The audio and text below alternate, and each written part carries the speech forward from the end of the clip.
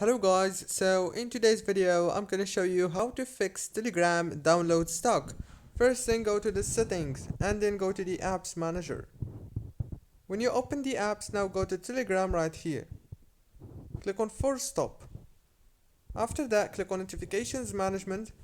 Disable the notifications and enable them back again. Go back and now click on data usage. As you can see, disable the roaming data like that.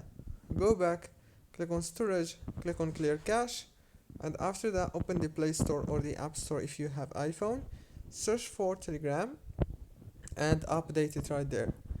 So that's it. Don't forget to like and subscribe, and thank you very much for watching this video until the very end. See you later.